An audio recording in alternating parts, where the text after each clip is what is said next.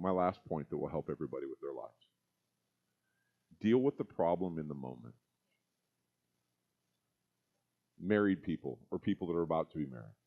If it bugs you that your husband leaves his underwear on the floor, tell him. And deal with the problem in the moment before it becomes personal. Because here's how internalizers deal with problems. They don't say anything.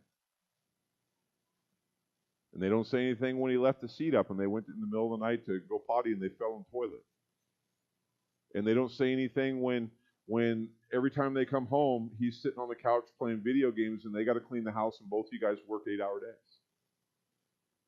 And they don't say anything when he had his 3 buddies over and you had just done the dishes and suddenly you walk in the kitchen and it looks like a dish bomb exploded and there's food everywhere.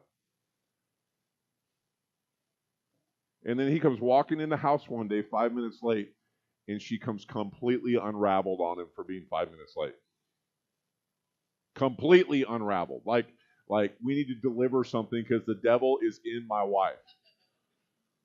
And what that's a byproduct of, it's pent up problems that never get dealt with. Make sense?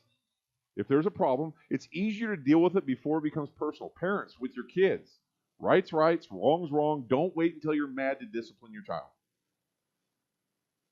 You know, if it's not okay to backtalk mom, and you're having the best day in the world, and your kid backtalks their mom, whatever the punishment is for backtalking mom needs to be engaged right then, just like if you're having a bad day, before it becomes personal. In women, 1 o'clock in the morning is never a good time. Just being honest. 1 o'clock in the morning is never a great time if you want complete and total honesty from your husband. To have a fight. It never fails. It's like, again, like been a rough day, your spouse has been quiet all day long. And problems, and suddenly you lay in bed and it's, I got to get up at 5:30, it's 1:30, and you hear the dreaded, we need to talk. And you're like, oh no. And at that point, all you're going to get, ladies, from him is whatever he has to tell you to go to sleep. Because his priority at that moment isn't you. It's, I've got to get 4.5 hours of sleep before I got to go to work. And that makes you even madder because he's making it way too easy on you because you know that, right?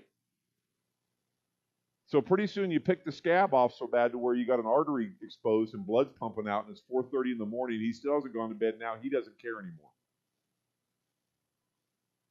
Just telling you, 1 o'clock or 1:30 is never a good time to fix problems.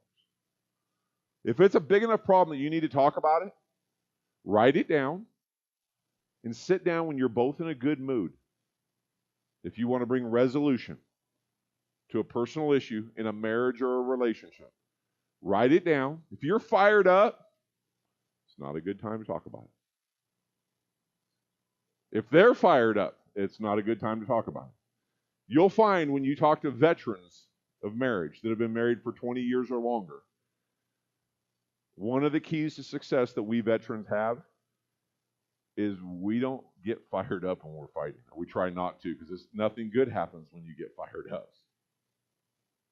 And just so you know, what you say in that moment will haunt you forever, man. So shut your mouths. Because they will never forget. And now it's on you because you should be smart enough to keep your mouth shut in that moment. If it's worth fighting about, it'll be worth fighting about tomorrow. And what you'll find is, it's not going to be nearly as big of a deal tomorrow as it was at 1:30 in the morning. And your fight will last a lot less, and it might not even be a fight. It can actually be a discussion about how things can change. Amen?